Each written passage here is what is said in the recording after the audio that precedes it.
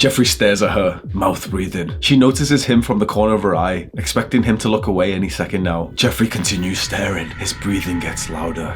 She looks over at him. Jeffrey continues staring, mouthing something under his breath, looking at her body. She starts to feel really uncomfortable, so she leaves the area. Jeffrey gets pissed off and hops online to complain. They're stupid bitches. Think they're all that. They're all hoes, all of them. Why won't they be my hoe? Jeffrey spends the rest of the night repeatedly resetting his nofap streak. I'm technically on day 0 anyway, so I may as well do it a couple more times today, and then I'll stop again properly from tomorrow. Boys, don't be like Jeffrey. He doesn't get any pussy. I realize now that I'm clueless on relationships. For a long time, I thought I was the master. I had been reading the red pill for years, and I practiced my day and night game. I got pretty good at talking to girls and hooking up with them. That wouldn't have been so bad if it wasn't for the fact that I fall in love with these same girls that I met from the club, and we would start dating. And whenever I start dating a girl, it always feels awesome. I'm in love, all of my problems disappear, I finally have a loving attachment that feels so good. But then I always end up overthinking and asking myself the same question. Should I be dating right now? Shouldn't I just focus on myself and my goals? Is this definitely the girl that I want to be with? The truth is that I wasn't ready. I wanted to get into a relationship and have a girl to love and sleep with and be friends with, but I wasn't mature enough to have developed myself into the kind of man that I wanted to be. And I recently realized that we learn about relationships from observing our parents. However your parents loved each other and how they loved you is generally the kind of love that you imitate in your adult relationships. So I'm probably not ready to date just yet. And maybe you aren't either.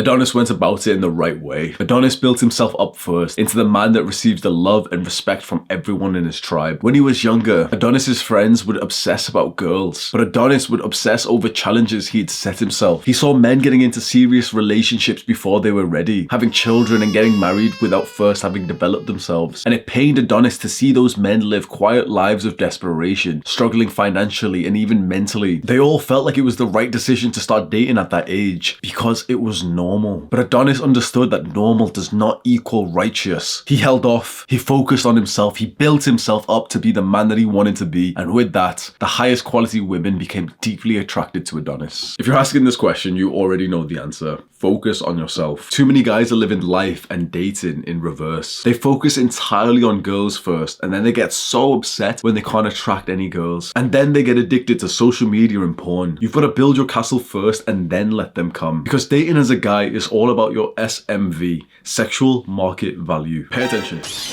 Your SMV, your sexual market value, is about what you bring to the table in terms of dating. So it's comprised of looks, money, status, social skills, and lifestyle. The majority of young men are ugly, broke, low end, socially awkward, and not doing anything fun. And trust me, you fall into this category. You can be a pussy and allow your ego to take over. I'm so hot, Hamza. I actually have a lot of fun, Hamza. I play video games sometimes.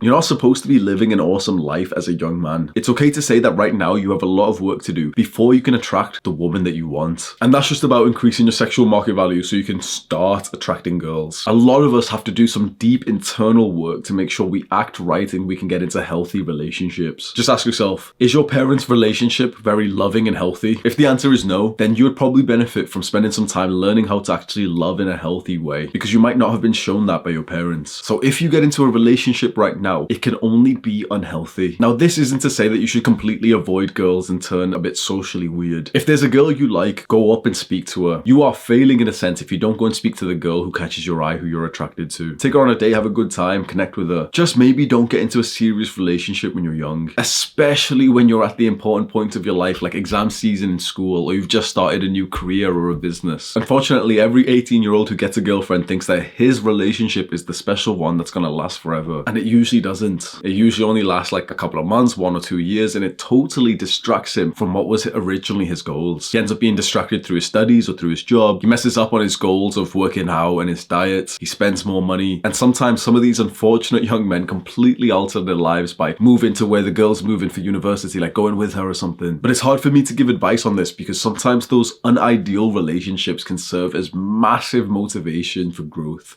once you break up. And I know that a bunch of guys have that story that they grew so much on their self-improvement, their fitness after their breakup. And I'm actually very interested. If you went through something like that where it was a bad relationship but it really resulted in a lot of your growth, comment below and I'll do the same. Do the hard work, especially when you don't feel like it. Mwah.